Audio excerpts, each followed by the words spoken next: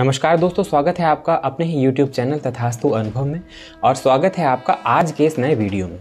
दोस्तों, आज हम लोग बात करने वाले हैं पितृदोष के बारे में।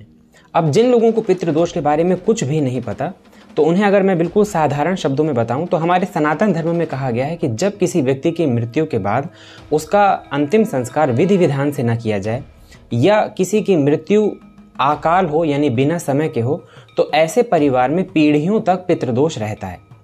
अब हमारे सनातन धर्म की महानता को देखिए कि जिन ऋषि मुनियों ने, हमारे पूर्वजों ने वैदिक ज्योतिष जैसी विद्या का इजाद किया, हमको उससे इंट्रोड्यूस करवाया, तो हमारी जन्म कुंडली देखकर कोई भी ये आसानी से बता सकता है कि परिवार में पितृदोष है या नहीं है।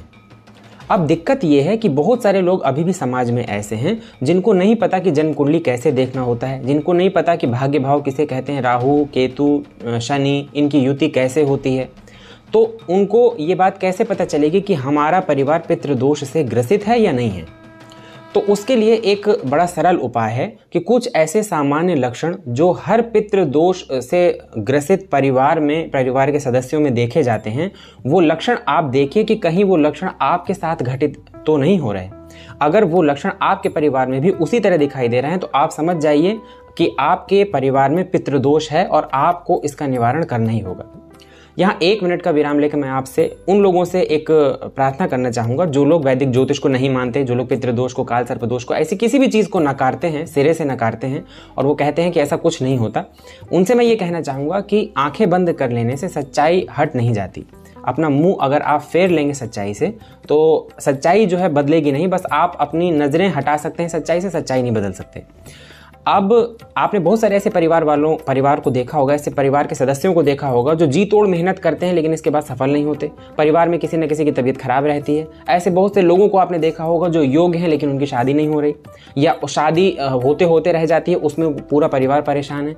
तो ऐसी छोटी मोटी परेशानियां पितृदोष होने की वजह से कंटिन्यू आपकी फैमिली में देखने को मिलती हैं। तो भले ही आप अन्य चीज़ों को ना मानते हो, लेकिन कभी कभी जो सच्चाई हमें अपनी आंखों के सामने दिख रही है, हमें उसे मान लेना चाहिए और उसे दूर करने की कोशिश करनी चाहिए। तो चलिए लौटते हैं हम अपने टॉपिक की तरफ और बात करते हैं पितृदोष के वो लक्षण जो आपको आम तौर पर देखने के लिए मिल जाएंगे। इसके लिए आपको किसी जन्म कुंडली की, किसी हस्तरेखा की, किसी चीज की जरूरत नहीं है। बस आपको ध्यान लगाना है, ध्यान देना है कि जो मैं आपको लक्षण बताने जा रहा हूं वो लक्षण कहीं आपके साथ या आपके परिवार वालों के साथ तो घटित नहीं हो रहे हैं। अगर हो रहे हैं तो आपको तुरंत इसके लिए पूजा या जो भी इसके लिए उपाय किए जाते हैं वो करने की जरूरत है। सबसे पहले आप जान लीजिए कि जिस परिवार में पितृदोष होता है उस परिवार के किसी न किसी एक सदस्य की तबीयत हमेशा खराब रहती है। एक सदस्य की तबीयत सही होगी तो दूसरे की खराब हो जाएगी, दूसरे की सही होगी तो तीसरे की खराब हो जाएगी। उस घर में जो भी आमदनी होती है उस आमदनी में 80% पैसा जो है किसी न किसी की बीमारी के इलाज में जाता है। नंबर 2, ऐसे परिवार में आप देखेंगे कि जो भी बच्चे हैं वो नौकरी के लिए, सरकारी नौकरी के लिए या अपने बिजनेस के लिए लगातार प्रयास कर रहे हैं और ऐन मौके पर आके हर बार उनका पूरा प्रयास फेल हो जाता है, विफल हो जाता है, या फिर वो जो है अच्छे से पढ़ाई नहीं कर पा रहे, एग्जाम नहीं दे पा रहे, जिसकी वजह से वो रिजल्ट से कोसों दूर है। बिजनेस अगर कोई करना चाह रहा है तो आप देखेंगे कि बिल्कुल ऐन मौके पर जब काम बिल्कुल बनने वाला होता है उस टाइम पे उनका हर काम लगभग फेल हो जाता है। ऐसे घर के जो मुखिया होंगे या ऐसे घर के जो पुरुष होंगे या स्त्रियां जो भी मेहनत करते हैं, आप देखेंगे कि वो 100% मेहनत करेंगे और रिजल्ट मिलेगा 5%। और ये चीज़ वो खुद महसूस कर पाते हैं कि हमको हमारी योग्यता के अनुसार, हमको हमारी मेहनत के अनुसार रिजल्ट देखने को नहीं मिल रहा।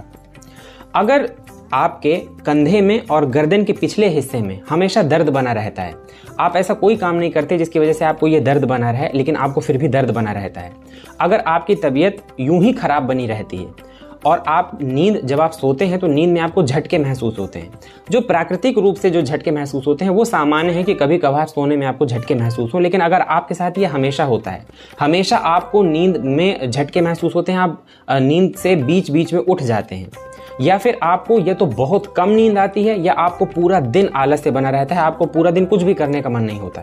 अगर आपके परिवार में कोई ऐसा व्यक्ति है जो योग्य है, शादी के लिए उम्र हो गई है लेकिन फिर भी रिश्ता नहीं तय हो पा रहा, आप लाख प्रयास करते हैं लेकिन इसके बावजूद रिश्ता तय नहीं हो पा रहा, और इसके अलावा अगर आप देखेंगे तो धन संचय नहीं हो पाता, लाख प्रयास करते हैं घर के मुखिया, घर के सदस्य, लेकिन जो है पैसा संचित नहीं हो पाता, जिस स्पीड से पैसा आता है उससे दुगनी स्पीड से पैसा निकल जाता है।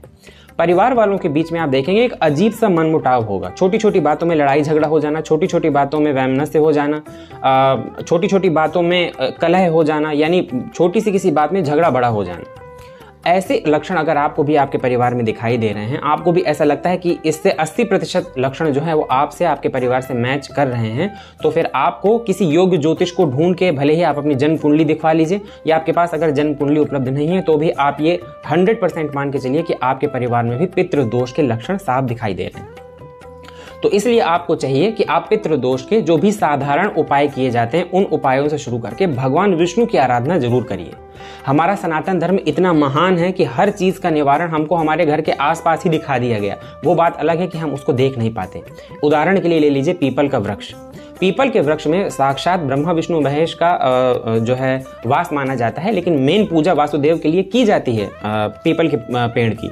आपको कुछ नहीं अगर आप कर सकते तो कम से कम हर दिन शाम को आप पीपल के पेड़ के नीचे जाके घी का एक दिया जला के उसकी प्रदक्षिणा 5, 7, 10, 11 जितनी आप कर सकते हैं उतनी प्रदक्षिणा आपको करनी चाहिए। इसी से आपको देखते देखते बहुत अच्छे रिजल्ट मिलेंगे। दोस्तों, अंत में मैं बस आपसे इतना कहना चाहूँगा कि आंखें बंद कर लेने से दिन की महत्वता या दिन का अस्तित्व तो खत्म नहीं होता। इसलिए कभी कभी हमें ना चाहते हुए भी ऐसी चीज़ों को जब हम देखते हैं कि हमें सामने दिखाई दे रहा है तो हमें मानना पड़ता है और उसके लिए उपाय करने पड़ते हैं, काम करना पड़ता है। हमारे जो पूर्वज थे जिन्होंने जन्म कुंडली और ऐसे न जाने कितनी विद्याओं का इजाद किया, हमको उससे इंट्रोड्यूस करवाया, वो ऋषि मुनि जो हैं वो एक तरह से कह लीजिए कि उनके बराबर उनके सामने हम उनके पैरों की धूल के बराबर भी नहीं है। तो इसलिए उनका जो ज्ञान था, उनका जो अनुभव था, वो कभी बेकार या गलत हो ही नहीं सकता। तो अगर आपको भी ऐसी कुछ समस्याएं अपने परिवार में समझ में आ रही हो तो कमेंट सेक्शन में कमेंट करके बताइएगा। मैं अगला वीडियो बनाऊंगा जिसमें हम लोग पितृदोष अगर आपके परिवार में है तो इससे कौन कौन से ऐसे सटीक उपाय हैं जिनको करके आप पितृदोष से जो है मुक्ति पा सकते हैं, पितृदोष को कम कर सकते हैं या खत्म कर सकते हैं। तो अगर ऐसा आपको लगता है कि आपके परिवार में भी इस तरह के कुछ लक्षण हैं या ये वीडियो की जानकारी आपको कैसी लगी, कमेंट सेक्शन में कमेंट करके जरूर बताइएगा। मिलते हैं अगले वीडियो में। धन्यवाद।